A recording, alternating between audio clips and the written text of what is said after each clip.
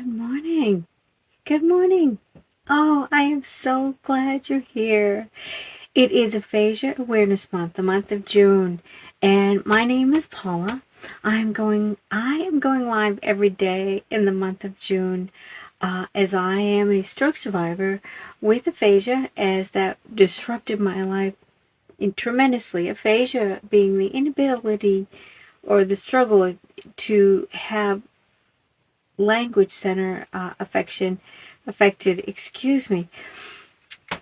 aphasia being a cognitive and language disruption in our lives, and being able to communicate is one of the most difficult activities to return again. There are components of aphasia that vary for many of us.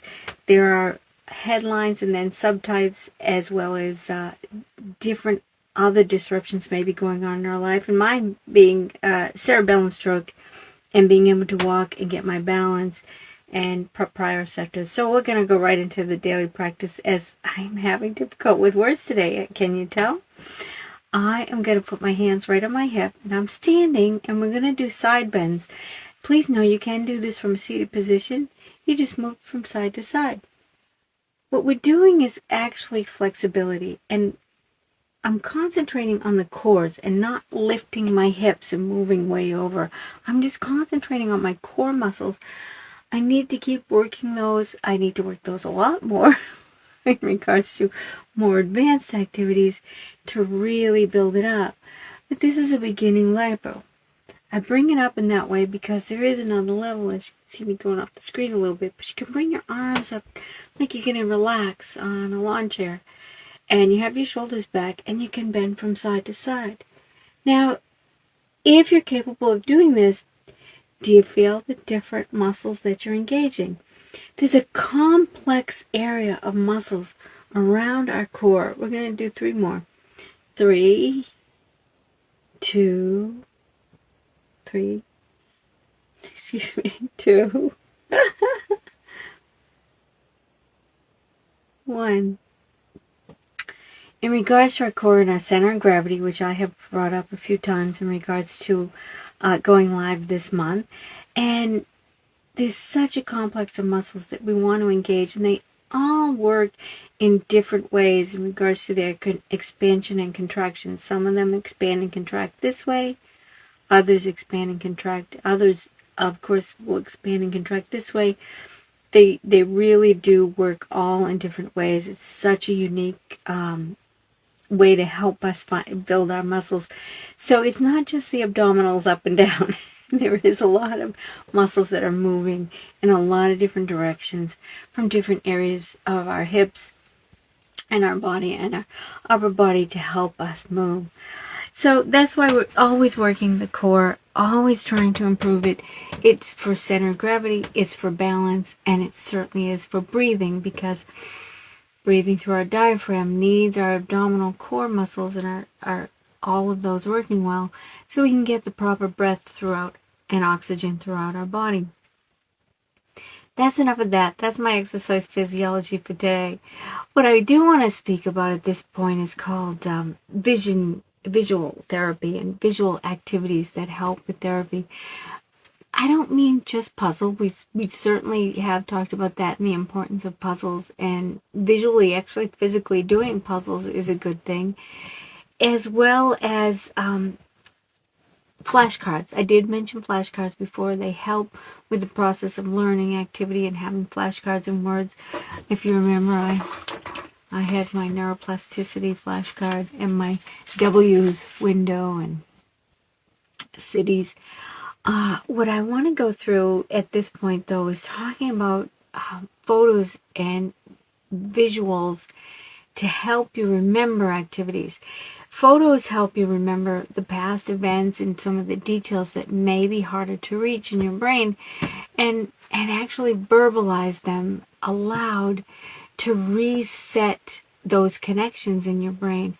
And you can use a vision board. I admit I haven't created a vision board. I certainly use photos, but a vision board can be for the past and photos that you've had, but a vision board can also be for the future and goals and activities that you hope to achieve. I think if I were to create a vision board, I would have photos or cutouts of travel areas that I'd like to attend and like to go to. There are some activities that I admit with my life change and disruption that I wouldn't be able to do. Like, I don't think I could go snorkeling or out on a boat. Anyways, or I'm not even sure if I can go on a big craft or not. I'm not sure if I could do that. Anyhow, what I'm speaking of is there's different activities that you could put together and create a vision board for your future. Mine might include as well stained glass. I'd like to learn how to do stained glass activities. I've had difficulty doing it. I've had difficulty with that task, with getting the right hand and left hand with the soldering to work well. These are all dynamics that are associated with my stroke and my brain injury, not necessarily aphasia. But in regards to aphasia awareness, creating a vision board helps you look and talk about and speak of future activities. That's how I see a vision board, as future activities that you could be doing or could create a goal or an intention to reaching. Those are some of the things that I've come across that some people do, and they do it well, and they find progress in doing such. Have you done one? I'd love to hear about it.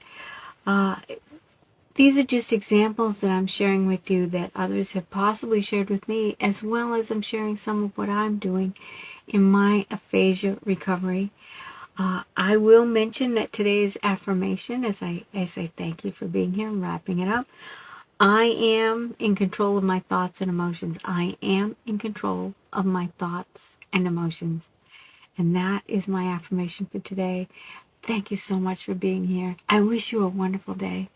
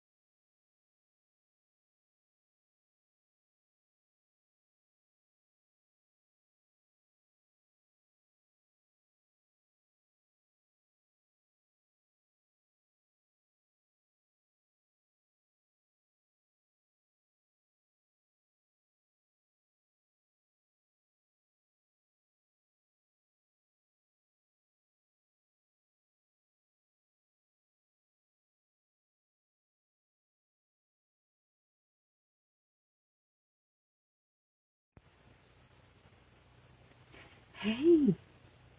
Oh, good morning. Hello, everyone.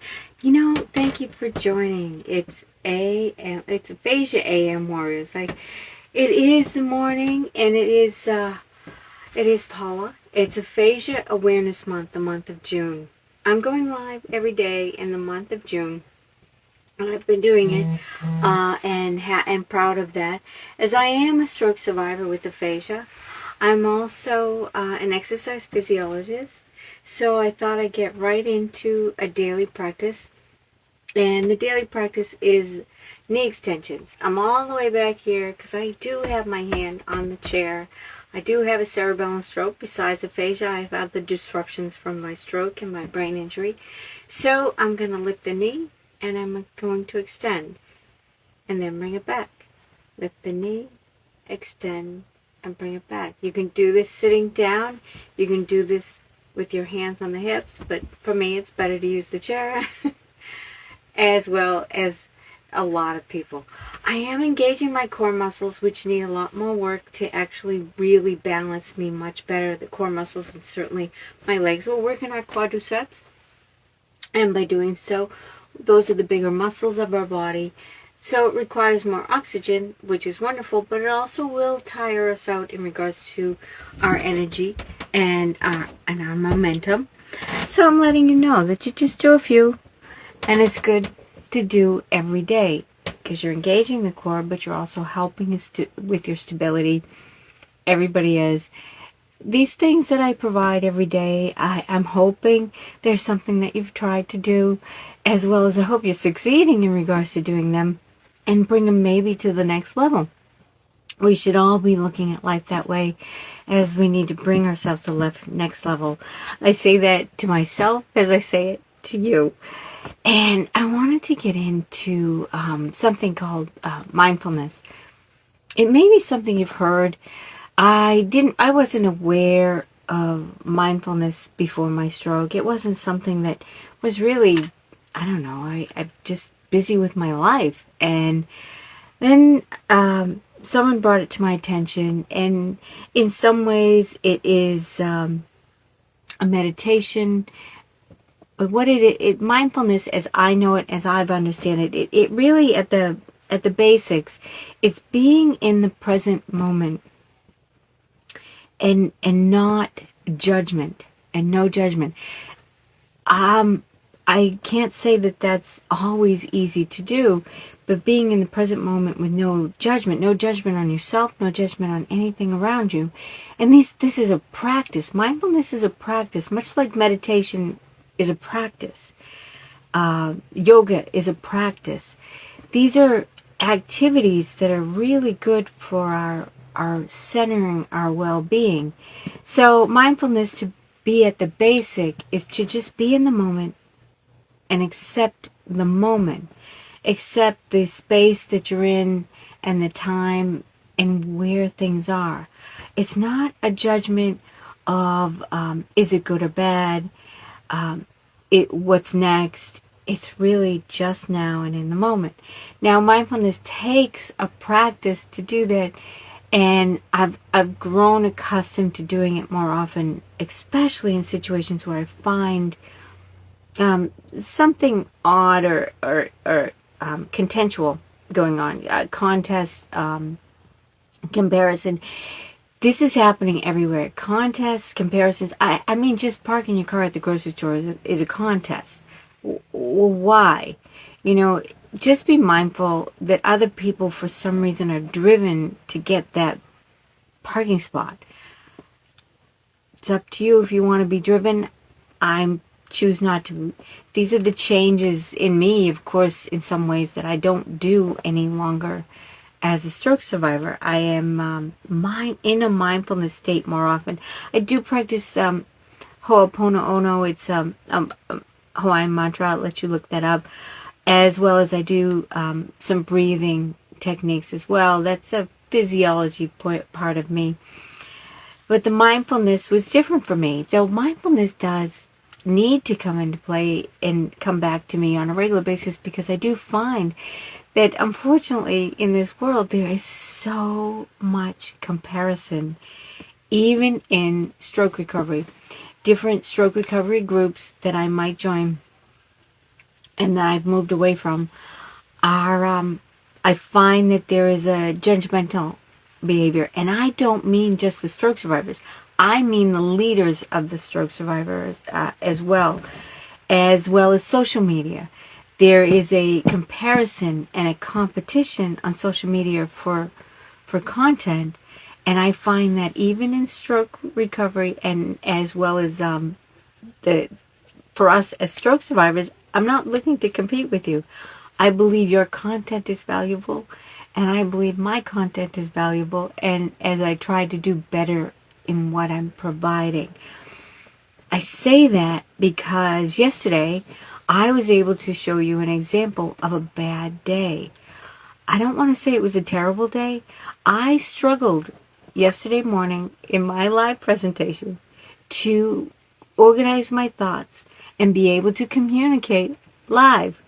I'm not saying it was awful. I'm just saying you got to experience and what I have worked towards at improving. And I was awful before. I couldn't have done this a year ago. I couldn't have done this 6 months ago, this live every day. And yesterday was an example, and I'm so glad I captured it live. And this is why I go live, to be authentic and to show you that I have aphasia and it's not a bad thing. I'm not saying it's not a disruption, but in mindfulness, it's who I am. It's in my present, it's in my moment, it's what I am experiencing, and that's okay. And that's why I wanted to bring it around to mindfulness.